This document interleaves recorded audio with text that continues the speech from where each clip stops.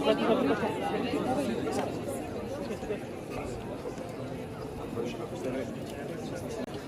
we have a full agenda. Let's get out of here also. And, you know, We should do back.